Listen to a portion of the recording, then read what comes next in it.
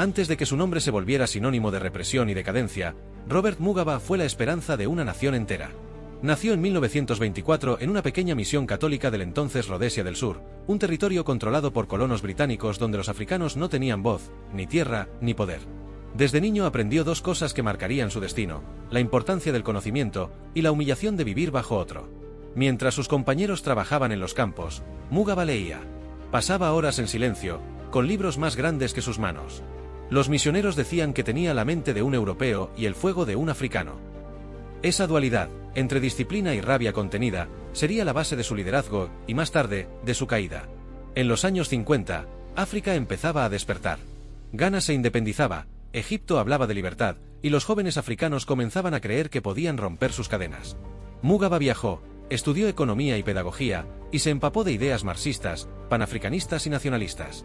Pero cuando volvió a su país, encontró un sistema racial brutal. El 5% de la población blanca controlaba el 70% de la tierra. El resto, millones de africanos, vivían bajo leyes segregacionistas, vigilados, sin derechos. Ahí nació su misión: liberar a Zimbabue del dominio blanco. Y para lograrlo, Mugabe se unió al movimiento nacionalista ZANU, Unión Nacional Africana de Zimbabue, convirtiéndose rápidamente en su voz más aguda y disciplinada. No era carismático, pero sí implacable. Su discurso no se basaba en la emoción, sino en la lógica. Decía: no queremos venganza, queremos dignidad. En 1964, los colonos británicos lo encarcelaron. Lo mantuvieron 11 años tras las rejas, pero el aislamiento no lo destruyó, lo transformó. Desde su celda, Mugabe estudió leyes, aprendió a organizar y a esperar. Afuera, el continente ardía con guerras de liberación. Cuando salió de prisión, ya no era un maestro de escuela, era un símbolo. Un hombre que había pasado más de una década preparando, en silencio, su revolución. Cuando Robert Mugabe salió de prisión en 1974, no encontró el país que había soñado liberar. Rodesia seguía bajo el dominio de Ian Smith, un colono blanco que había declarado la independencia unilateral del Reino Unido para mantener el control racial. El mundo condenaba a Smith, pero el régimen sobrevivía a base de represión, censura y fuego. La mayoría negra, millones de campesinos, obreros y estudiantes, vivía en un silencio impuesto. Mugabe no regresó al aula ni buscó refugio en la política suave. Se dirigió al norte, cruzó la frontera hacia Mozambique, donde las guerrillas africanas ya se organizaban con el apoyo de los movimientos revolucionarios del continente. Allí se reencontró con su partido, la ZANU, que luchaba por liberar Rodesia a través de la fuerza. Era un movimiento fragmentado, dividido por etnias, rivalidades internas y ambiciones personales. Pero Mugabe tenía algo que los demás no: paciencia, disciplina y un conocimiento casi religioso del poder. No levantó un fusil, pero dirigió a quienes sí lo harían. Transformó la ZANU en una máquina política con visión militar. Creó estructuras, impuso control y habló al campesinado con un mensaje que no apelaba a la furia, sino al deber. Si queremos tierra, debemos ser dignos de ella. Mientras tanto, en los campos, la guerra se intensificaba. Miles de jóvenes cruzaban la frontera hacia Mozambique para unirse a la ZANLA, el brazo armado del movimiento. Las aldeas se convirtieron en trincheras, los ríos en rutas clandestinas, y el miedo en parte del paisaje. Los británicos intentaban negociar con moderados, pero Mugabe no confiaba en promesas. Sabía que ningún colono entregaría el poder voluntariamente. Durante esos años, su imagen creció. Para algunos, era el intelectual del fusil, el hombre que hablaba con la calma de un maestro y la firmeza de un comandante. Para otros, empezaba a mostrar su verdadero rostro, el de un líder que no toleraba oposición, ni dentro ni fuera del movimiento. A medida que la guerra avanzaba, su autoridad dentro del ZANU se volvió absoluta. Uno a uno, sus rivales desaparecieron o fueron apartados. Y cuando en 1979 los acuerdos de paz se firmaron en Lancaster House, Londres, el destino de Zimbabue estaba sellado. Mugabe se había convertido en el rostro indiscutible de la independencia. El maestro había ganado su guerra. Pero, sin saberlo, acababa de iniciar otra, la guerra contra sí mismo. 1980, por primera vez en su historia, Zimbabue votaba libremente. Las filas eran interminables, formadas por campesinos, mujeres, jóvenes y excombatientes. Habían pasado años escondiéndose en la selva, años de miedo y silencio, y ahora por fin podían elegir. En cada mirada había cansancio y esperanza. Robert Mugabe se presentó como el candidato de la reconciliación.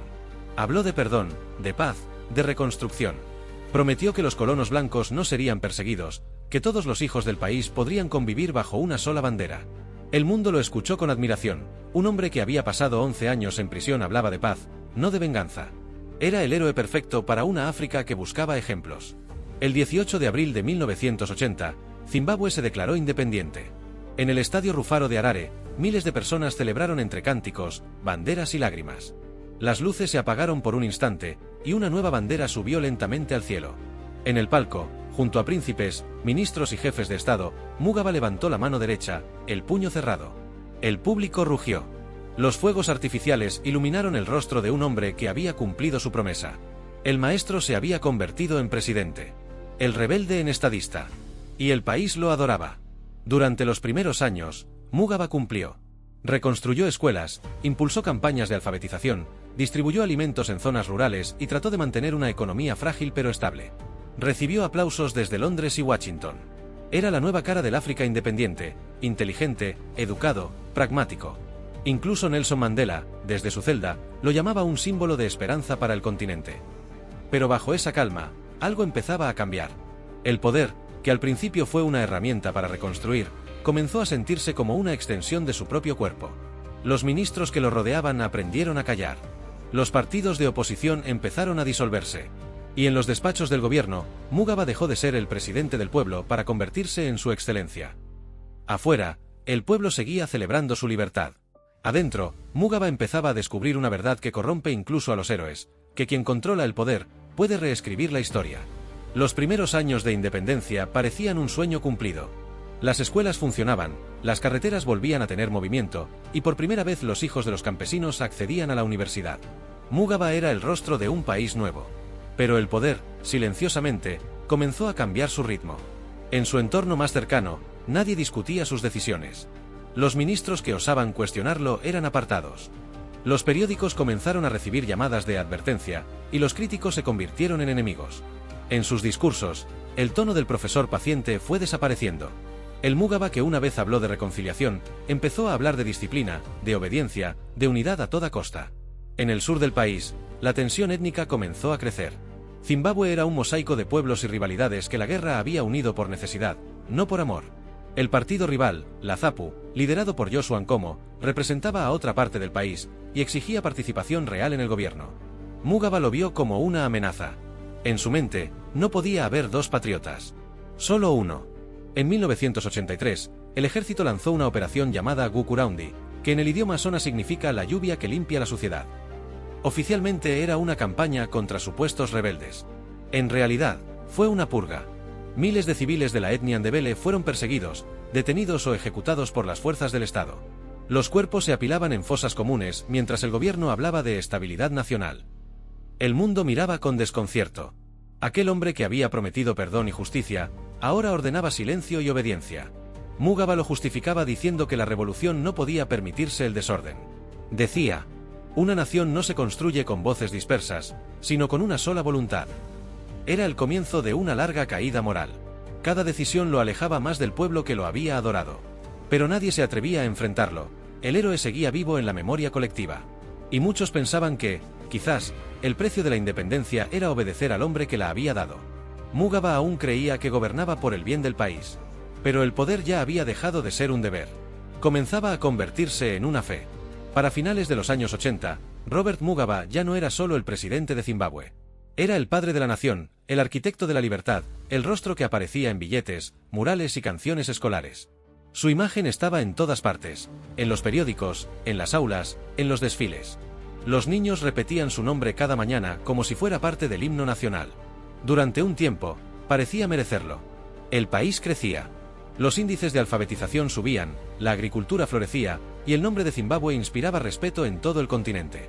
Los diplomáticos lo admiraban, un africano educado, firme, que mantenía el orden mientras otras naciones caían en el caos. Mugabe se convirtió en símbolo de estabilidad. Pero la estabilidad tenía un precio: el silencio. Los opositores desaparecían de la vida pública. Los periódicos independientes cerraban sin explicación. Los jueces aprendieron que desafiar al presidente era arriesgar la carrera o la vida. Y el partido de Mugabe, la ZANU-PF, se fusionó con su antiguo rival para eliminar toda competencia política. El país se convirtió en un solo partido, una sola voz. Y en el centro, una sola figura. En los actos públicos, Mugabe comenzó a hablar de sí mismo en tercera persona. Era el guía, el guardián de la independencia, el protector del pueblo. Los aplausos se volvieron obligatorios. Los discursos, eternos. Cada aparición era un ritual. Las cámaras mostraban a un hombre sereno, elegante, de mirada tranquila. Pero detrás de ese rostro, se escondía la obsesión por el control. Cuando algunos ministros intentaron advertirle de los primeros signos de corrupción y malestar económico, Mugabe los llamó ingratos. Decía que solo él conocía el verdadero rumbo de la nación. El poder ya no era un medio para servir, era una prueba de fidelidad. A medida que los años pasaban, la línea entre Mugabe y Zimbabue se borró. Para muchos ciudadanos, el país era él. Y esa identificación total fue el comienzo del culto. Un culto que pronto se enfrentaría a la realidad económica más dura, la caída de todo lo que había construido. El héroe seguía en su trono. Pero los cimientos empezaban a temblar. Durante los 90, Zimbabue seguía siendo, en apariencia, un modelo africano. Tenía universidades, exportaba tabaco, recibía turistas y mantenía un nivel de educación que despertaba envidia entre sus vecinos. Pero bajo la superficie, algo se rompía. Los ministros se enriquecían sin pudor. Las tierras que debían ser redistribuidas entre campesinos terminaban en manos de funcionarios leales al partido.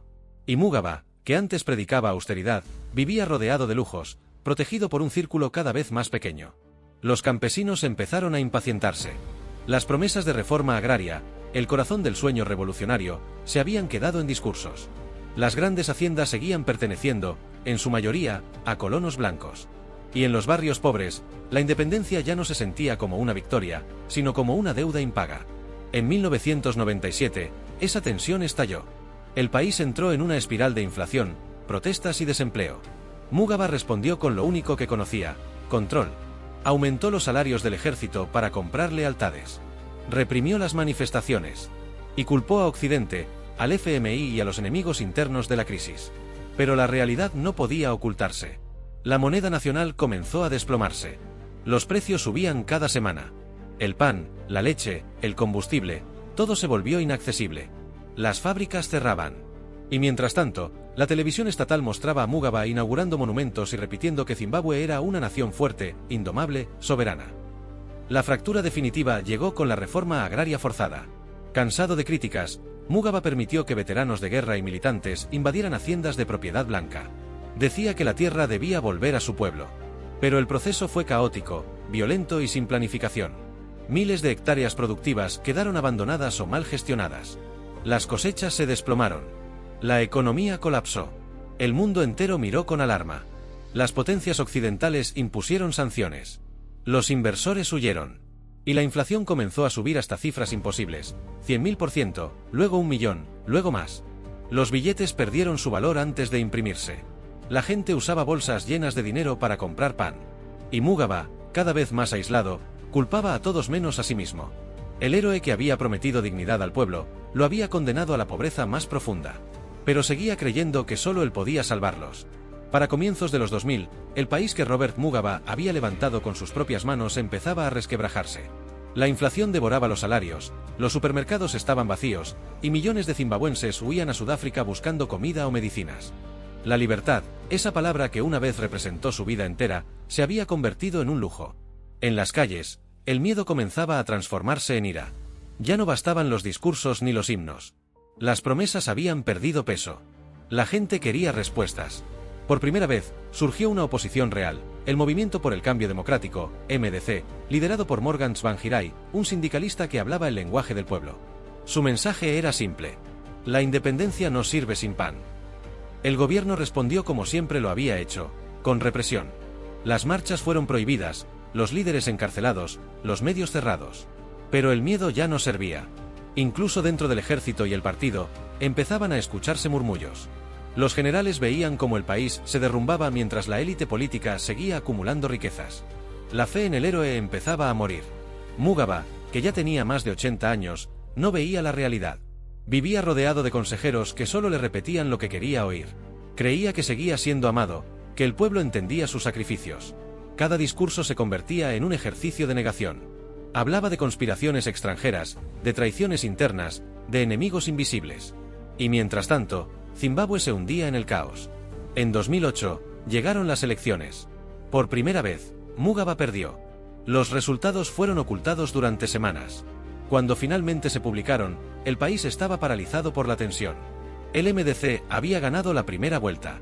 Pero el gobierno anunció una segunda, para confirmar la voluntad del pueblo. En esa segunda vuelta, la violencia se desató. Cientos de opositores fueron torturados o asesinados. Tsvangirai, bajo amenaza, se retiró de la contienda. Y Mugaba fue reelegido como único candidato. Aquella victoria fue una farsa, pero también un punto de no retorno. El mundo lo condenó. África entera lo observó con decepción. El héroe que un día encarnó la libertad se había convertido en el rostro de la tiranía. A partir de entonces, Mugaba gobernó un país vacío. Sin esperanza, sin economía, sin fe. Solo con miedo. Y el miedo, incluso el más profundo, tiene un límite. El trono que había construido sobre el respeto y el temor empezaba a agrietarse. Y esta vez, no había guerra ni enemigo externo que pudiera salvarlo. En 2013, Robert Mugabe cumplió 89 años. Su cabello, antes negro y pulcro, era ahora blanco como el mármol. Sus discursos seguían largos, pero su voz ya no tenía la misma fuerza. Aún así, se presentó a las elecciones y, una vez más, ganó. El resultado no sorprendió a nadie, el miedo seguía funcionando. O eso parecía. Su esposa, Grace Mugabe, empezaba a ocupar un lugar peligroso en la historia. Ambiciosa, arrogante, se convirtió en símbolo del exceso que él mismo había criticado años atrás. Los periódicos la llamaban Gucci Grace, por su pasión por el lujo mientras el país se moría de hambre. En los mítines, ella hablaba como si ya gobernara. Y los viejos generales, los mismos que habían luchado junto a Mugabe en la guerra de independencia, lo veían con desconcierto. El ejército, hasta entonces su escudo más leal, empezó a fracturarse. Había oficiales que juraban fidelidad a la patria, no a una familia. Otros simplemente esperaban el momento oportuno. El tiempo del miedo había pasado. Y el viejo héroe ya no inspiraba respeto, solo compasión o rabia contenida. Aún así, Mugabe seguía convencido de su inmortalidad política. Hablaba de construir un legado eterno, de continuar su obra. Soñaba con morir en el poder, como los reyes antiguos. Pero en silencio, su propio partido, la ZANU-PF, se preparaba para sobrevivir sin él. En noviembre de 2017, todo cambió. El ejército tomó las calles de Harare.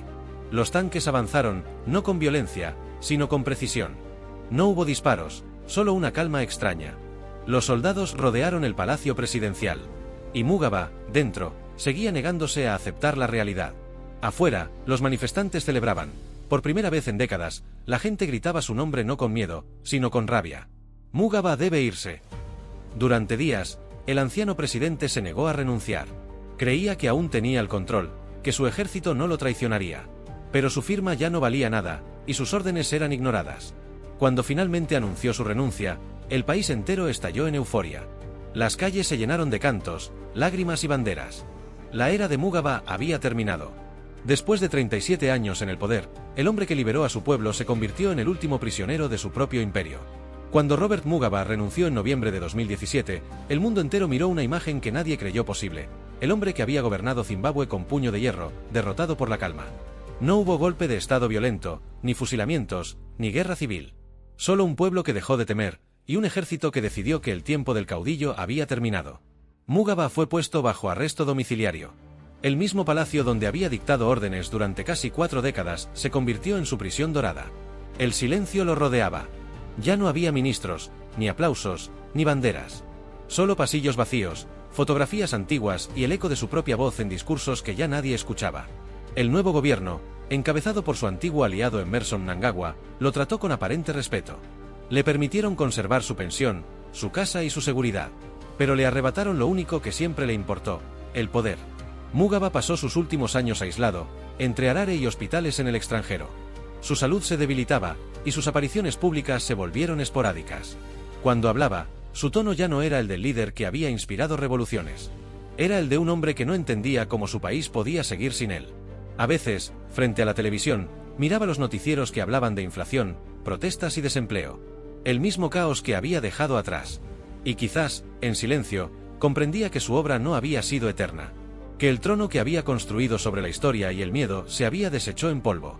En sus últimos meses, recibió pocas visitas. Algunos viejos camaradas lo evitaban. Otros lo recordaban con una mezcla de compasión y resentimiento. Murió en 2019, lejos del palacio, sin pompa ni desfile.